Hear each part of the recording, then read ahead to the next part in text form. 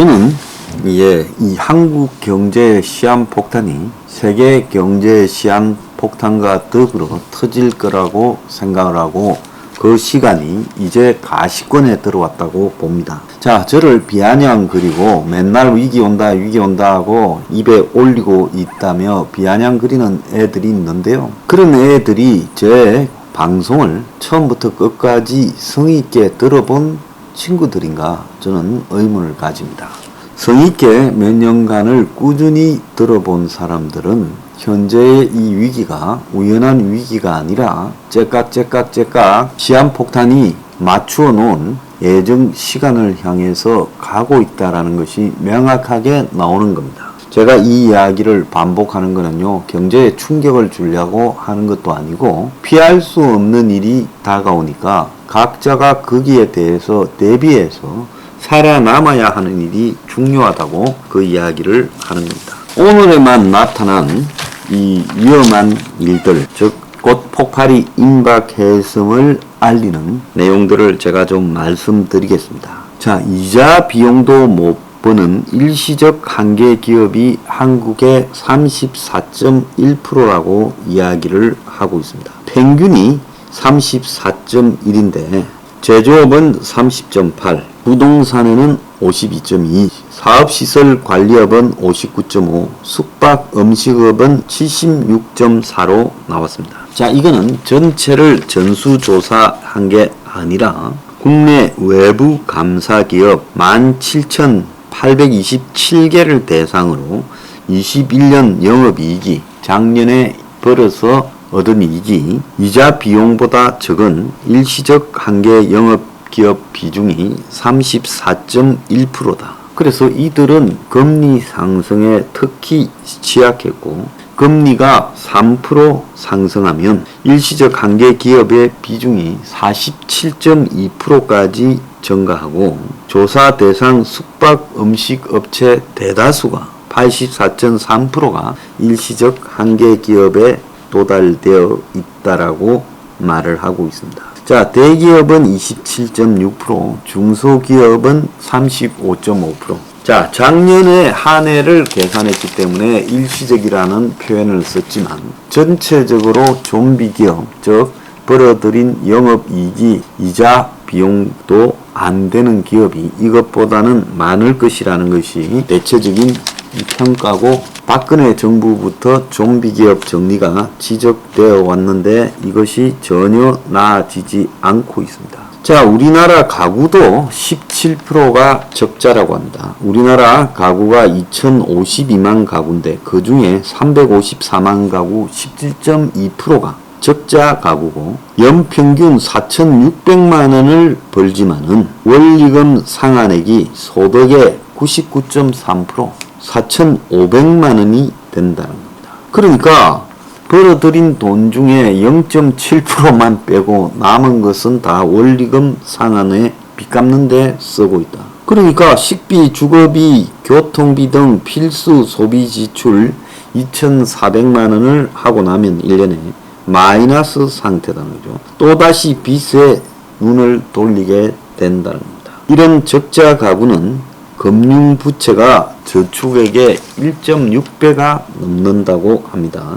그래서 적자 가구는 금리 인상에 매우 취약해서 1억을 빌렸다면 매달 내는 이자가 21만 원이었는데 이것이 32만 원으로 늘어났고 돈을 빌려서 부동산에 투자했다가 부동산이 정체된 상황에서 내가 가져가는 몫이 점점 줄어드는 상황이 벌어지고 있다는 거예요. 그러니까 은행 좋은 일만 시키는 거죠. 금리는 더 뛸 거라고 보입니다.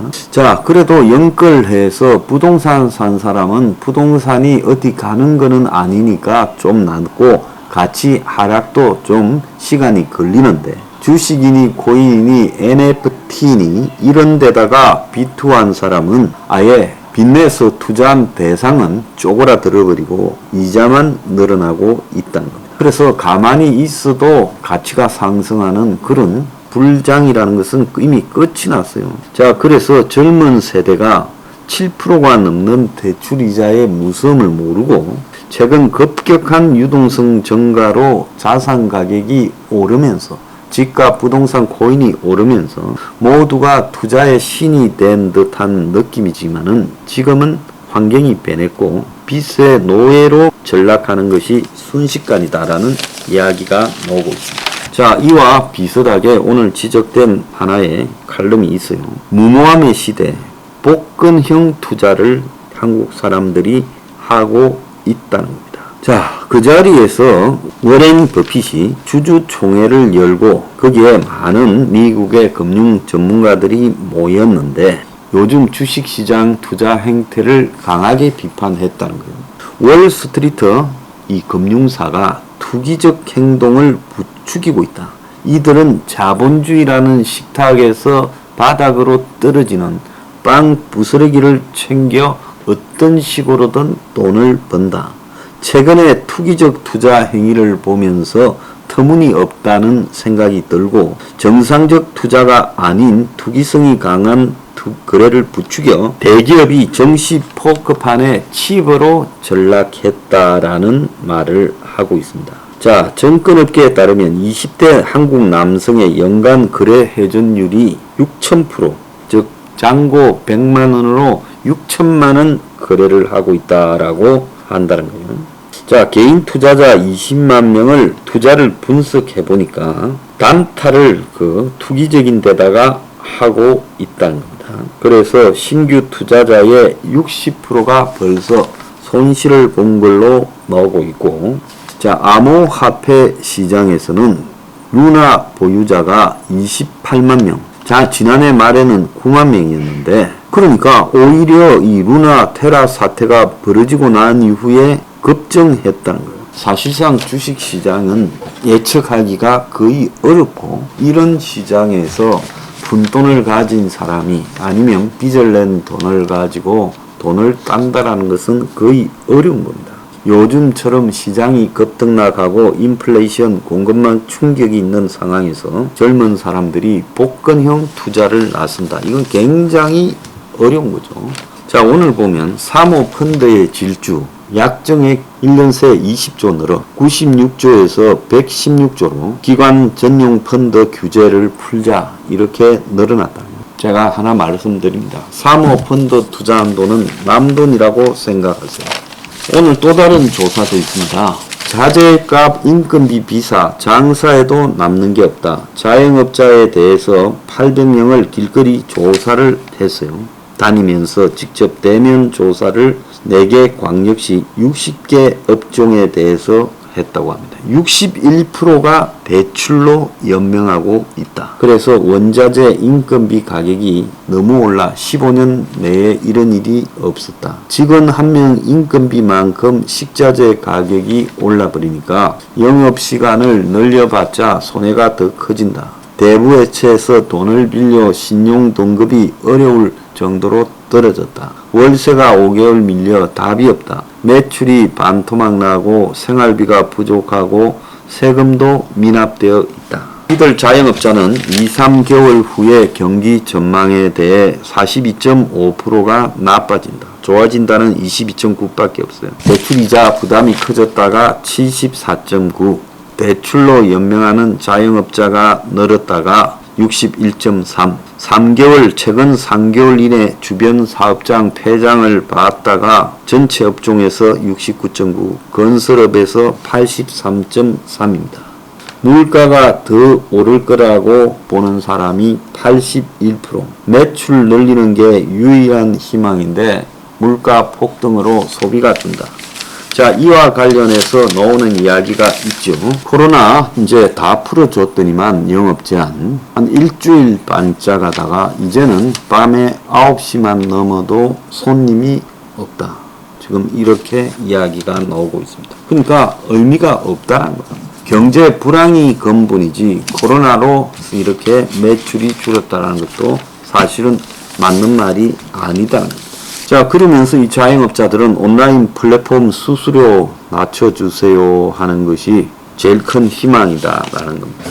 자, 한국 사람의 지금 주거 문제. 인구 1000명당 주택 수가 412채라는 거예요. OECD 회원국 중에 37이라고 합니다. 자, 한국이 주거 보급률이 높아졌다라고 이야기하고 있지만은 우리나라는 인구 1000명당 주택 재고가 다른 회원국과 비교해 봤을 때 34개국 중에 27위 OECD요. 좀 산다는 나라 치고요. OECD 평균이 1000명당 462채라는 겁니다. 50채가 더 적은 거죠.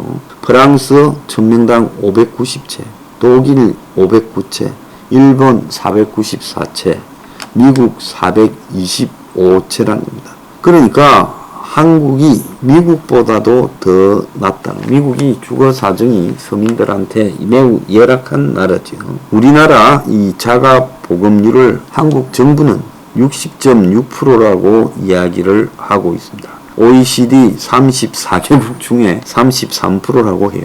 진짜 60.6% 됩니까? 자가 보급률이요. 좀 진실하게 이야기를 해봅시다. 저는 자가가 50%가 안 된다고 보고 있는 사람입니다. 중저소득층에서 자가 보급률이 매우 낮지요. 그래서 주택 공급을 늘리면 자산 가치가 지역과 유행에 관계없이 하락하는 것으로 나타났다.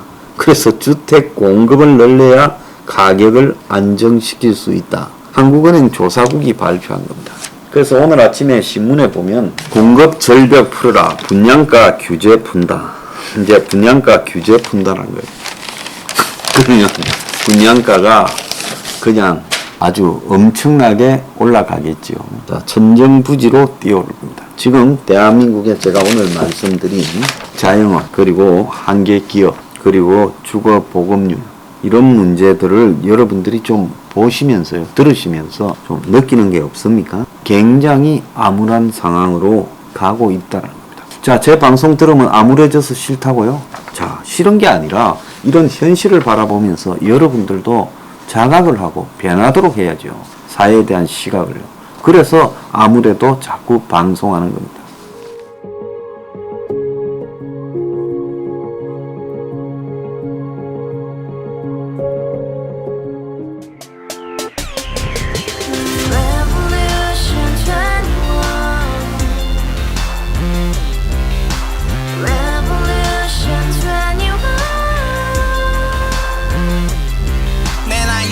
월세 30 코인빚만 300 서울에 온 지 벌써 10년 아둥바둥 버텼지만 여전히 난 반지 하에 제왕 곰팡이 연문제약 내비랭 깡통망통 완전히 폭망 고시원 창문만큼 작아진 내 꿈 연애 결혼 내 집 모든 게 헛꿈 1년 전 떠난 여친 울며 말했지 같이 살자 평생 가본 게 꼭꼭꼭하지 가바후스 700 나도 소유주 가바후스 700 나의 소유주 택시기사 우라부지 마트 캐셔 울어무니 우리 집안 다 털어봤자 후줄 그래 개선민 내미래 거기서 팍 끝난 거지 팍 더 이상 노력 따윈 괴물이 스펙 찾아서 말리 비오는 날 알바 잘려 맨날 학원 날 개쳐 발려 밤비 내리는 양화대교 홀로 걷고 있을 때 현수막에 아로 새겨진 평당 700짜리 아파트 다같이 소리 질러 혁명 21